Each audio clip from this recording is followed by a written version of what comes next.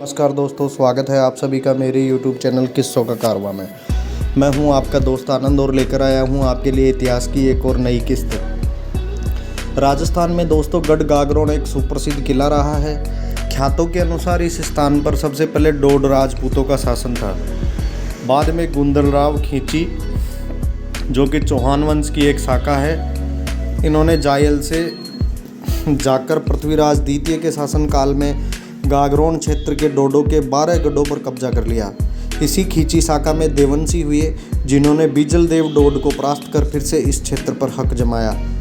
डोड राजपूतों के नाम से पहले इस गढ़ का नाम डोडरगढ़ भी था, पर देवंशी ने अपनी बहन गंगा के नाम से गढ़ बनाकर उसका नाम गढ़ गागरोन कर दिया।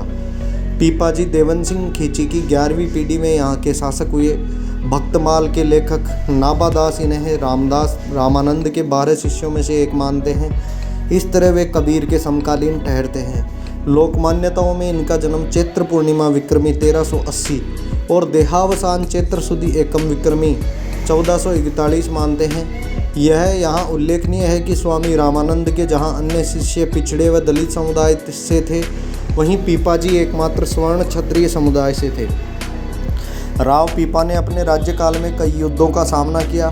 टोडा युद्ध में इन्होंने अपने ससुर सोलंकी डूंगर सिंह की सहायता के लिए लड़ा था।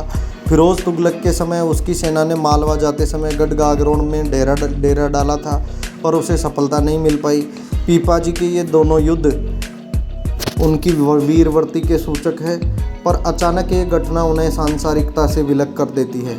लोकाख्यानों के अनुसार पीपाजी शिकार के शौकीन थे और अक्सर शिकार करने के लिए जाया करते थे। एक दिन उनके सामने से एक हिरनी निकली, जिस पर पीपाजी ने तलवार से वार किया और हिरनी के 2 टुकड़े हो गए।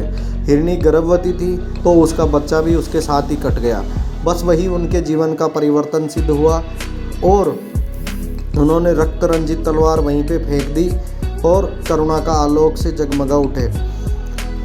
इसके बाद वैराग्यवर्ती धारण कर ली थी। राजपाट उन्हें बोने और व्यर्थ लगने लगे। वे फिर राजधानी लौटे ही नहीं और वहीं कुटिया बनाकर रहने लगे और सुई धागे से कपड़े सीने लगे। उनके अधिकांश शिष्य क्षत्रिय ही थे, जो उनके अहिंसावर्ती से प्रभावित हुए थे। वे भी सिलाई का काम करने लगे। इस तरह एक पीपा वर्गीय समुदाय पैदा हुआ, जो राजस्थान, गुजरात, मालवा और देश के अन्य भागों में रहते हैं। दर्जी का धंधा करने वाले इस समुदाय के सारे गोत्र राजपूत समुदाय के हैं। उनकी भक्ति निर्गुण समुदाय की थी और करुणा उनके संदेशों का सार है।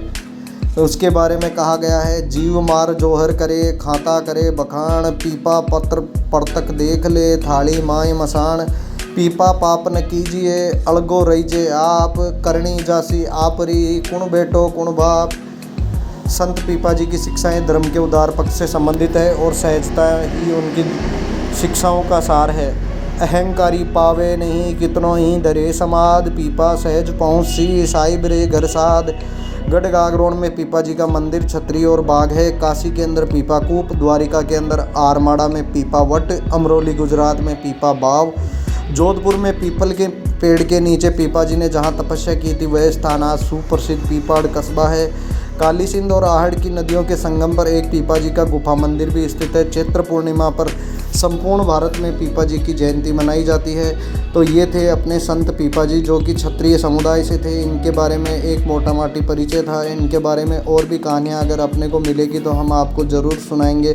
तब तक जुड़े रहिए मेरे चैनल किस्सों का कारवां से। धन्यवाद दोस्तों।